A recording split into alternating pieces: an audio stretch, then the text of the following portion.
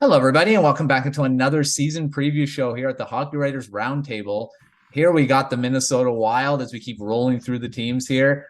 We've already had a roundtable episode, but we're going to preview the season coming up for the Minnesota Wild, joined in by Tyson, McKay, and Mariah Stark. First of all, Mariah, how's it going? Saw you a few weeks ago, but we're doing a season preview now. So how's it going? I am hurting because I am really sunburned. Oh, no. I'm trying not to move too much because it's my shoulders, so it just rubs. So yeah, I'm burned. That's what I'll say. Well, at least you got some sun. But obviously you don't want to be burned. So. I don't tan. It goes from pale white because you can see the light just reflects off my face every time I'm on here, and then red, and then back to pale white. So Yeah, that's familiar. I same thing. All right, Tyson, how's it going? Oh, it's going pretty good. I think we're less than a month now until training camp, so at least we're a little bit closer to hockey again. Yeah, for sure. As we record this, as you're watching this, we could be a week from training camp. We could be a couple days. Who knows? Whenever you're watching this, but as we're recording this, it is we're still a few weeks away, but it's coming. It's coming pretty quick. Hockey season is just around the corner. But let's start previewing the Minnesota Wild. The Wild did make the playoffs this past season. Got eliminated pretty quickly, but and returning pretty much the same team coming up here. Did lose a couple bodies, added one forward up front in Patrick Maroon. Defense, a few missing guys. Matt Dumba, as we did in the roundtable, is no longer part of the team. A few different guys that came at the trade deadline. Nyquist not with the team anymore. But they all still haven't addressed their number one center position. Really, Ryan Hartman looks like the guy that's going to be starting the season as the number one center again. Joel Eriksson Ek 1A, maybe, I guess you could call him.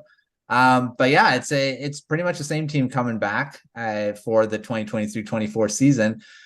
So let's start with that new addition in Patrick Maroon. Tyson, what do you think about the acquisition?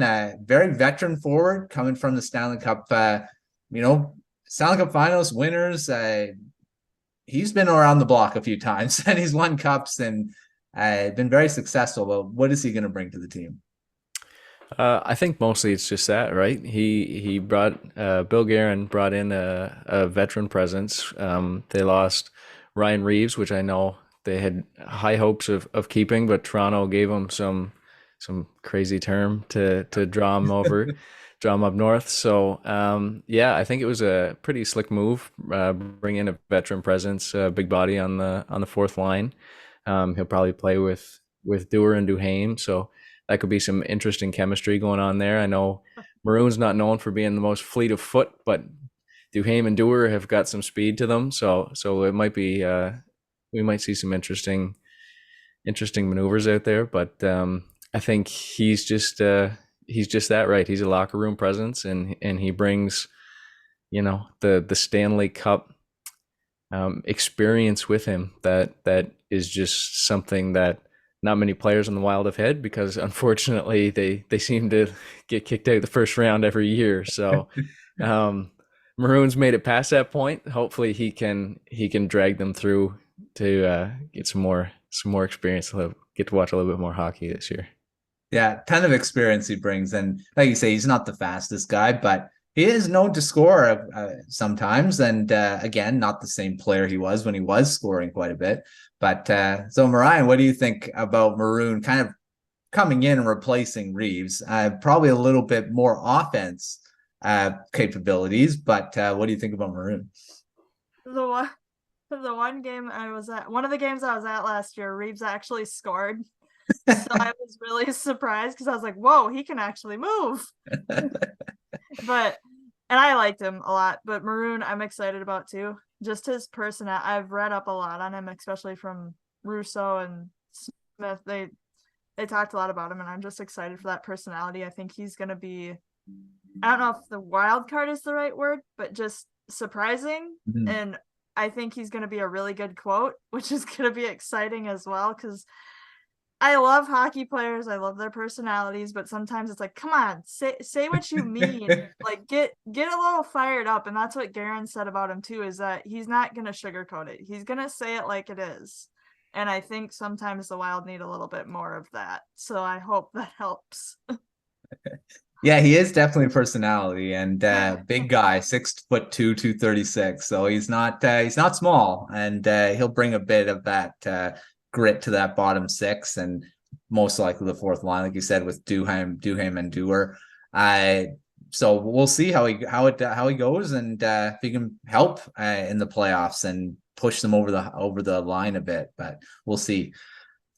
Okay, well, let's dive into the forwards here again, led by Kirill Kaprizov. He's going to be the main headliner, as he is the last couple seasons, and he's going to be there again.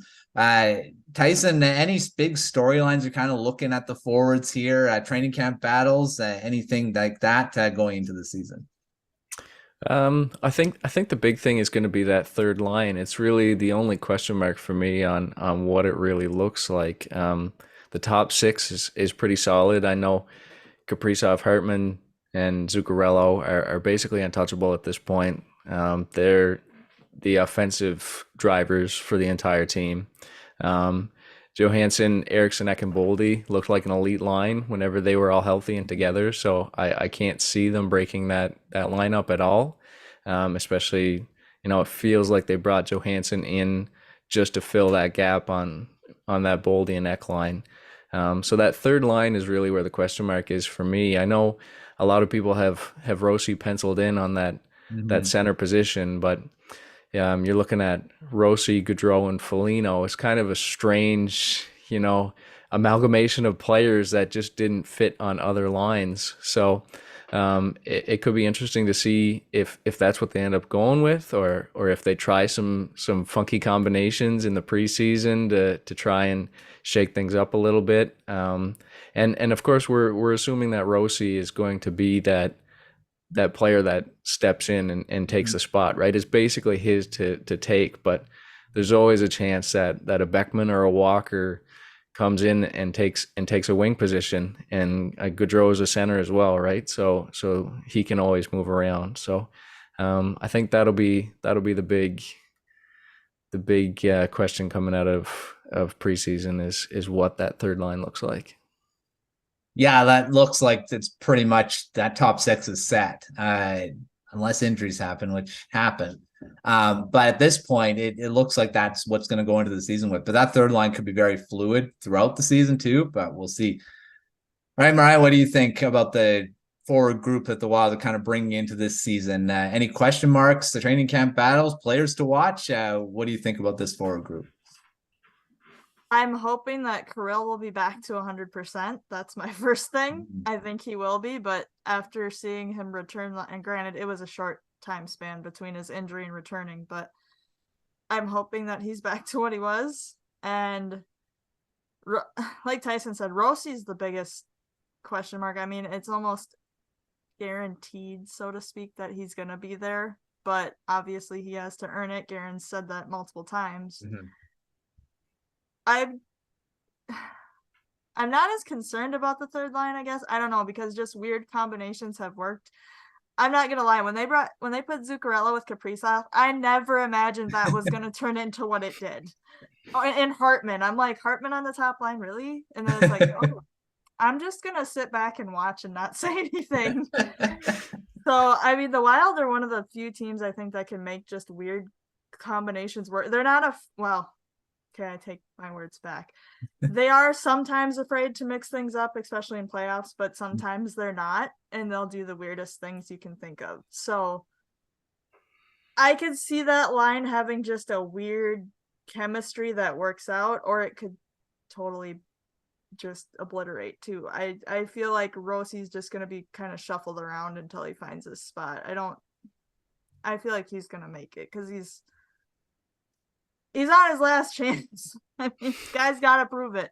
He's been through a lot. I will give him that, but they can't sit on him forever. He's only 21 still. I mean, I know, but it seems like it's been forever. It and does. I feel bad saying that because I believe in the kid. It's just like, come on, Yeah, I think this season there's going to be a lot of eyes on him. I think he does take that center to center that third line, but again, chemistry is a big thing. I mean, he's going to be able to find a couple players that can complement him because he's a very skilled forward. He needs some guys to kind of complement that skill. Be good to have a bigger guy on his line. He's only 5'9", so I mean, we'll see. Have Very Moose. skilled. Yeah. Very skillful. I want him to succeed. I've followed him since the draft, and I really liked him in his draft year. So I'm hoping that he can kind of put it all together and be in the NHL full time this season. So we'll see how that all kind of goes in training camp and throughout the season for sure. All right, moving on to the defense. And again, not a lot of changes. Matt Dumba, like we mentioned at the beginning, is not part of this group anymore, but still led by Captain Jared Spurgeon. The small guy, 5'9". But he's proven that doesn't matter. The captain returns to lead that blue line. I got the young guy, Brock Faber, in there. Kalen Addison still in the mix as well. And then you got some few veterans, Jonas Brodin, still back there as well. Mariah, what do you think about the defense going into this season? Still a pretty strong group, even though Dumba's not part of it. Yeah, they're gonna miss Dumba with his leadership, but they've got such a strong core. I mean, Brodin can kind of just, I think, not necessarily take his place, but fill in that gap, so to speak. I feel like he's already a great defenseman, but I feel like he's going to take another step forward maybe and just kind of help lead. But I mean, come on, I got to talk about Brock Faber. He's like my second to Kaprizov. I love watching him. I'm so excited to see. I think he's going to be the guy to watch. Really, obviously he only had a handful of games, but the games he did play, he looked like he'd been playing for 5 years. I mean, The nerves weren't there. Granted, first full off season after that whirlwind, we'll see how he comes back into, but I feel like he's just going to go up from here.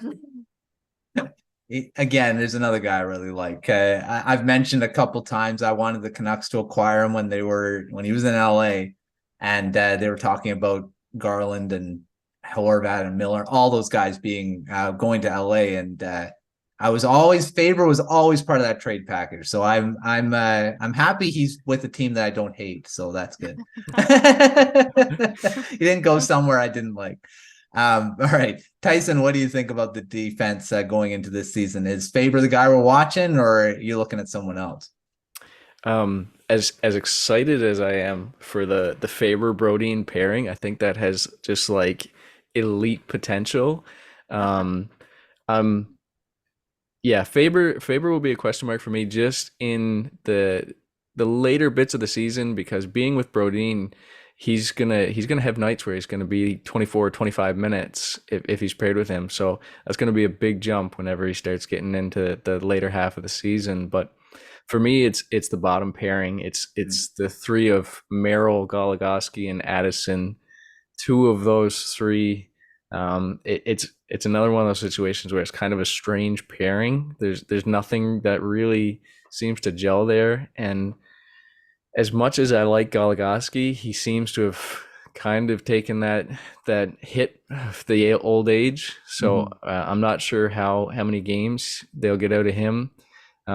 Merrill was a bit of a question mark last year. He didn't really stand out as well as he did the last season. And Addison I think has some real potential if he can just take just one more little step defensively. He just has to be good enough defensively, because offensively and on the power play he is skilled. But if they can get that bottom pair rolling well enough that the top two pairs aren't completely soaking in the minutes, I think they have a chance to have a real good defensive core. But if that bottom pair is questionable, it could be some long nights for those top two pairings, because they have had times last season where they were pretty rough looking. Yeah, and Addison looked good at times too. I mean, there was even a point where he was one of the higher scoring rookie defenseman out there. So we'll see what happens. He's, as of the recording, he has not signed a contract, right? Still unsigned. So that may change as we're watching this, but I'm sure they're going to try to get him signed before the season starts. But yeah, it's going to be interesting to see what happens with that bottom pairing for sure. All right, last line of defense, goaltending. And the goalies are coming back, same tandem. Filip Gustavsson coming in as the de facto number one this time. But last season, he was kind of a question mark. We weren't sure what he was going to be, but he's pretty much the starter, I would think. Marc-Andre Fleury coming back as the backup. You got a few guys that are kind of in the mix, maybe to kind of come up, but we'll see how that all kind of goes. Jesper Wallstedt in there. Who knows? He probably won't be getting a game. We've talked about him a bit. Probably going to be spending most of the year in the AHL. But Tyson, what do you think about this goaltending? Could we call it a three-headed monster, or are we still that tandem that we have right now in Gustavsson and Fleury?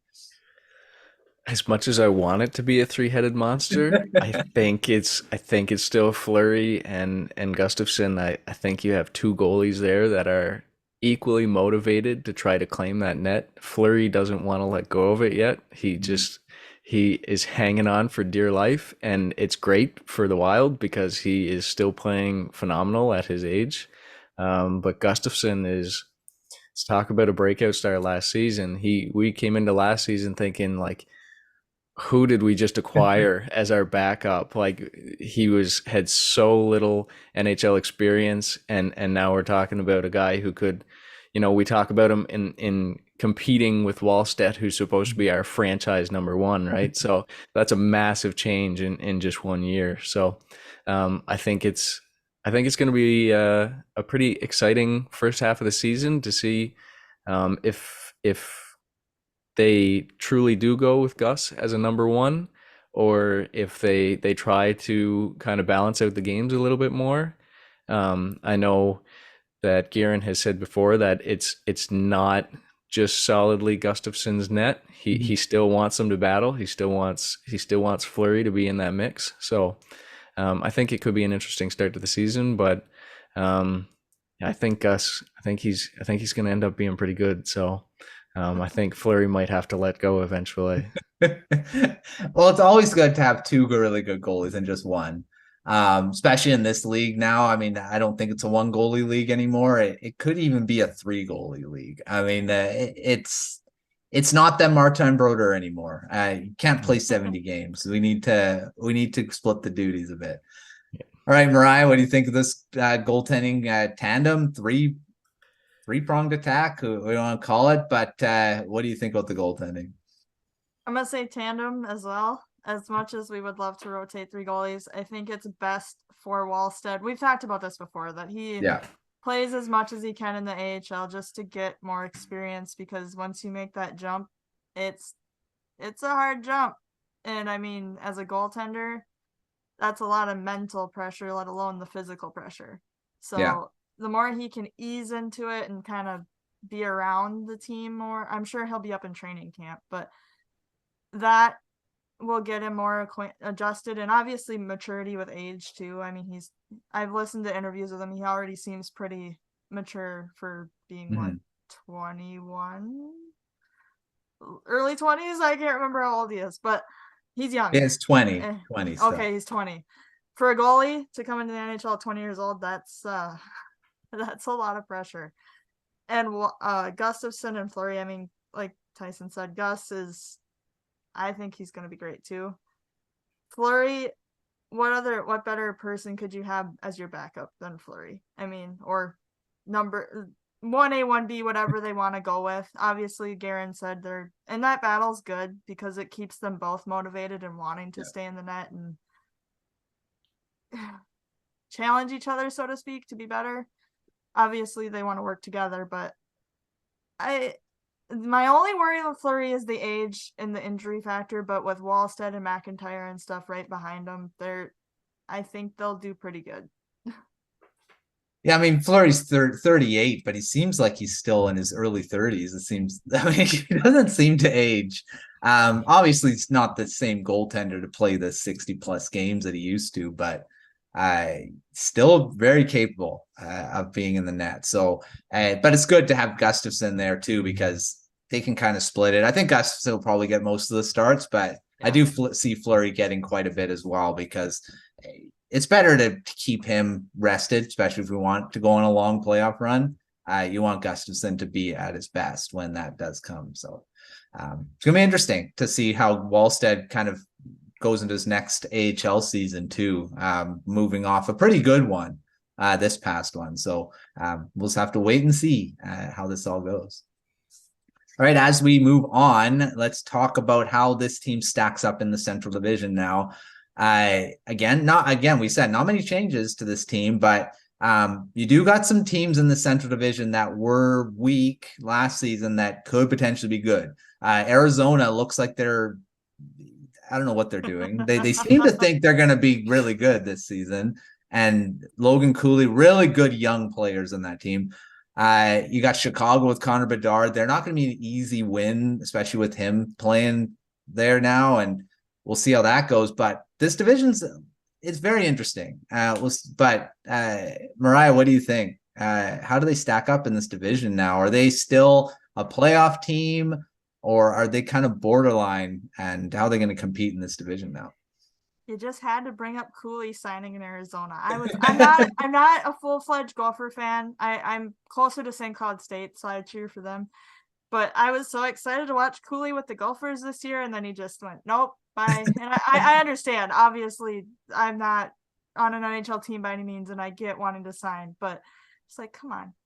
We were so close. You just jump ship. But I'm happy for him in Arizona.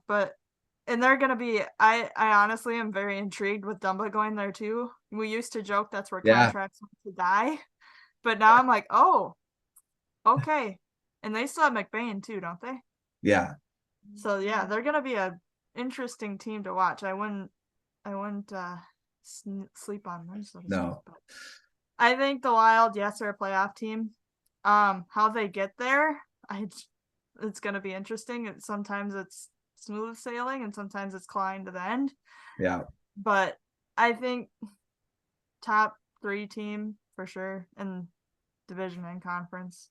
Well, maybe top 5 conference, but like I don't want to set expectations too high, but I don't know. I feel good about them. They playoffs for sure. All right, Tyson, what do you think? How do they stack up in the Central Division and the Western Conference right now? Yeah, I'd probably slot them right into that third in the division.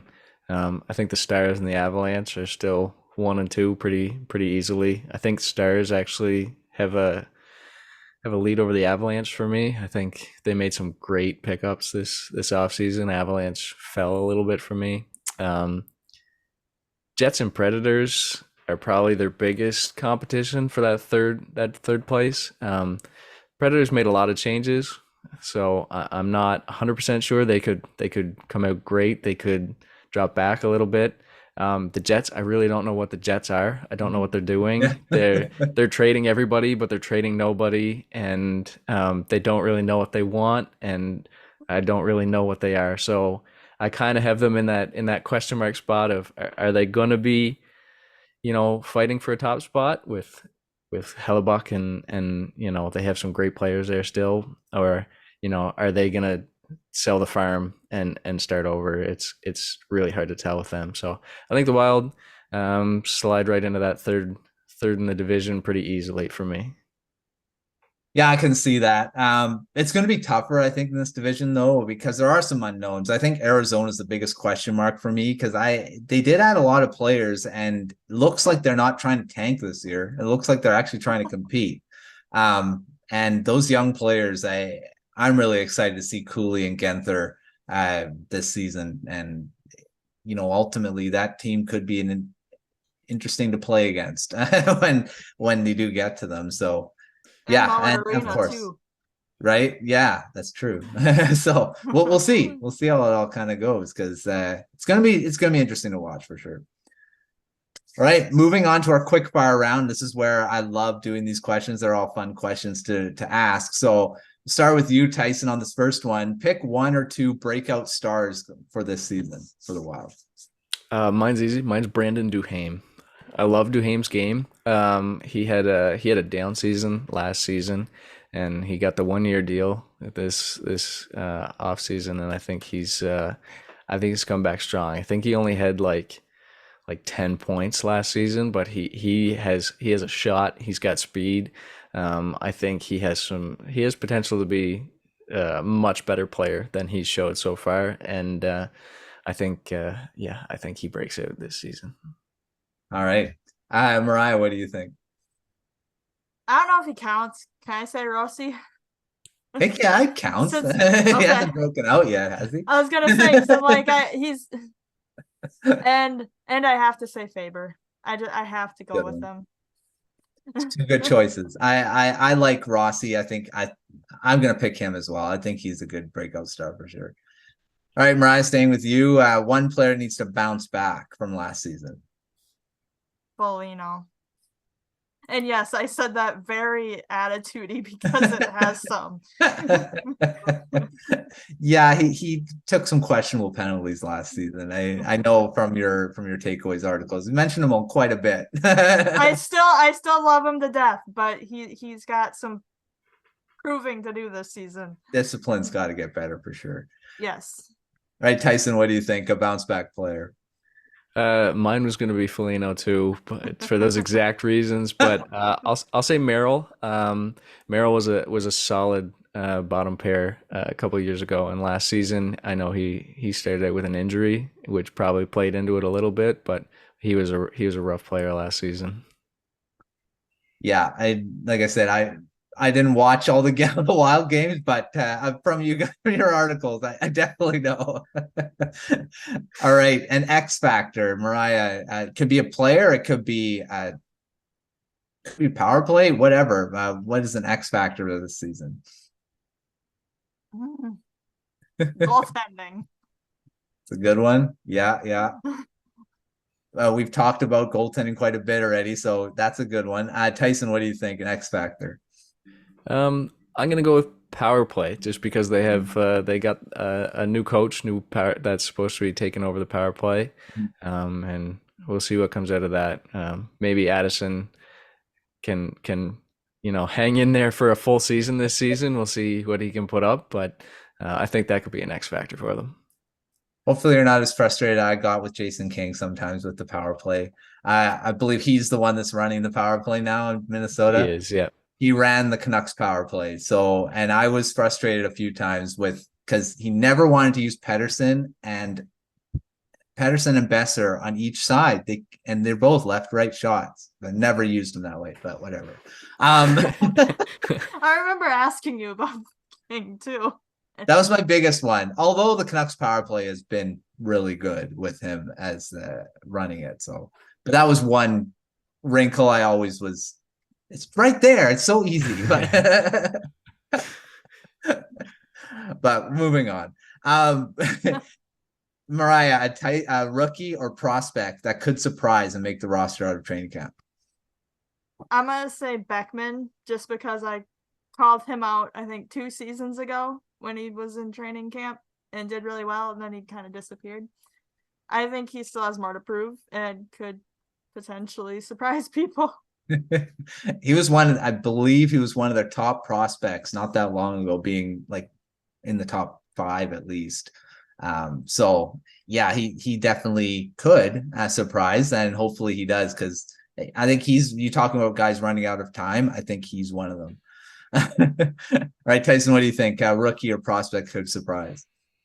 I'm going to go Damon Hunt on defense. He's got a little bit longer path. He has to go through probably Goligoski and Merrill to get there. But from everything I've seen and everything I've heard, I think he's got what it takes.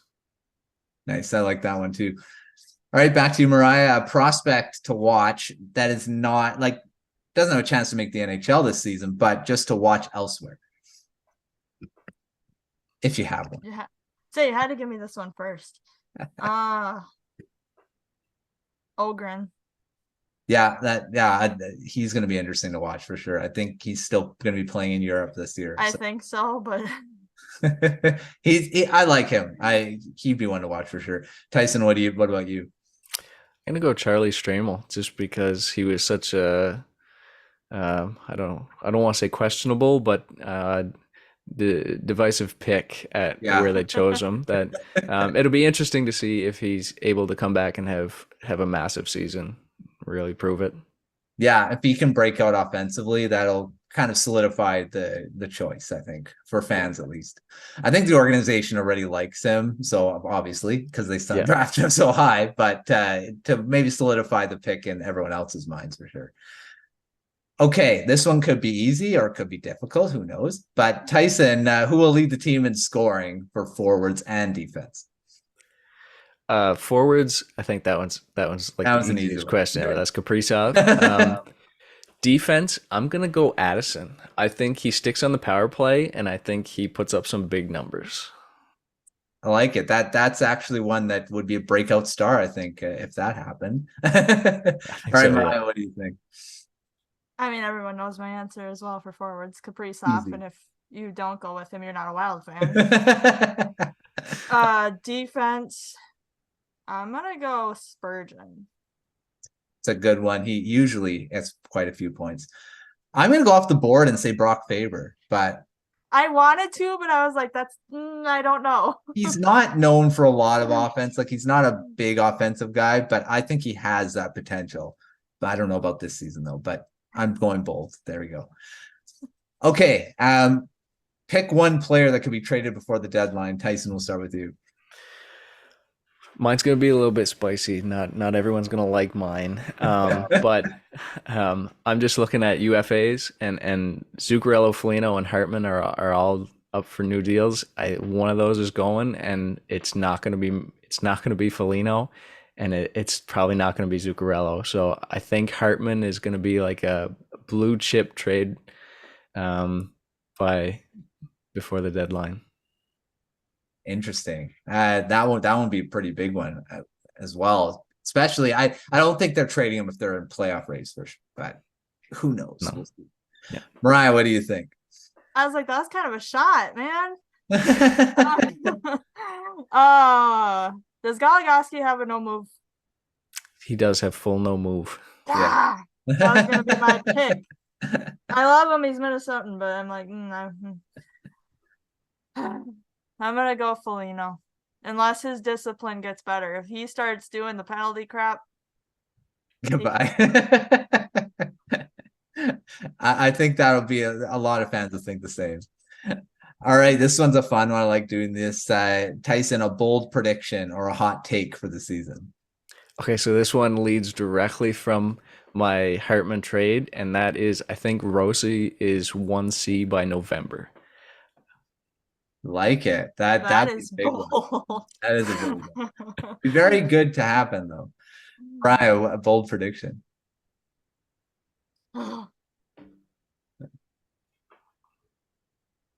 This one's hard.